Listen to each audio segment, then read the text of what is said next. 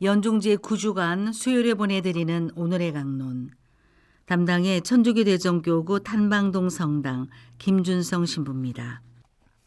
오늘 복음은 마르코 복음 12장 18절에서 27절까지의 말씀입니다. 그때에 부활이 없다고 주장하는 사두가이들이 예수님께 와서 물었다. 스승님, 모세는 어떤 사람의 형제가 자식 없이 아내만 두고 죽으면 그 사람이 죽은 이의 아내를 맞아들여 형제의 후사를 일으켜 주어야 한다고 저희를 위하여 기록해 놓았습니다. 그런데 7 형제가 있었습니다. 마지가 아내를 맞아들였는데 후사를 남기지 못하고 죽었습니다. 그래서 둘째가 그 여자를 맞아들였지만 후사를 두지 못한 채 죽었고 셋째도 그러하였습니다. 이렇게 7이 모두 후사를 남기지 못하였습니다. 맨 마지막으로 그 부인도 죽었습니다. 그러면 그들이 다시 살아나는 부활 때에 그 여자는 그들 가운데 누구의 아내가 되겠습니까? 7이 다 그 여자를 아내로 맞아들였으니 말입니다. 예수님께서 그들에게 이르셨다. 너희가 성경도 모르고 하나님의 능력도 모르니까 그렇게 잘못 생각하는 것이 아니냐.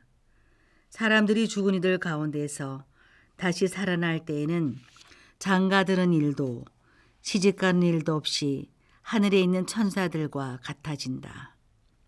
그리고 죽은 이들이 되살아난다는 사실에 관해서는 모세의 책에 있는 떨기나무 대목에서 하느님께서 모세에게 어떻게 말씀하셨는지 읽어보지 않았느냐.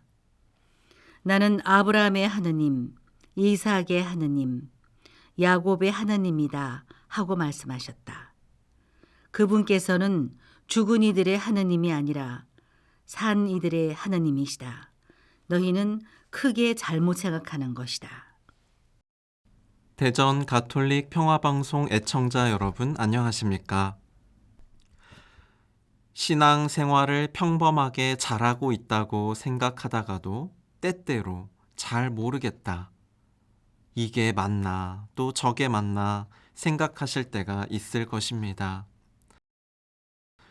우리는 여러 상황과 다양한 사람들 안에서 살면서 누구나 그런 고민을 마주할 때가 있습니다. 그런데 동시에 우리를 다시 일어서게 하고 우리를 지켜주는 것이 있습니다. 바로 하느님의 말씀입니다. 우리 그리스도인들에게는 주님의 말씀이 우리를 이끌어주는 힘입니다. 오늘 복음의 사두가이들은 예수님께 강렬한 질문을 던지지만 사실 사두가이들의 생각은 자신들만의 생각의 틀을 고수하는 입장이었기 때문에 하느님께로부터 오는 진리를 받아들일 틈이 없었던 것입니다. 예수님께서는 그들에게 너희가 성경도 모르고 하느님의 능력도 모르니까 그렇게 잘못 생각하는 것이 아니냐 하고 가르치시며 하느님의 말씀에 더욱 귀를 기울일 것을 촉구하십니다. 오늘 예수님은 하루를 시작하는 우리들에게도 말씀하십니다. 더욱 하느님의 말씀을 가까이 할 것을 요청하십니다. 늘 우리에게 좋은 것을 주시려는 하느님의 마음이 그분의 말씀에 담겨 있음을 기억해야 하겠습니다. 때때로 우리의 관념이나 세상의 논리 속에서 언성이 높아질 때 잠시 하느님께서는 나에게 무엇라 말씀해 주실까 생각해 보는 것도 좋겠습니다. 하느님은 진리의 원천이시기 때문입니다.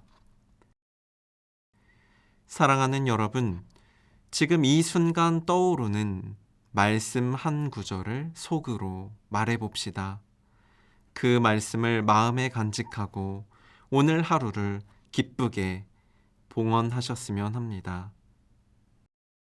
오늘의 강론, 지금까지 담당의 천주교 대전교구 탄방동 성당 김준성 신부였습니다. 내일도 김준성 신부의 강론이 계속됩니다.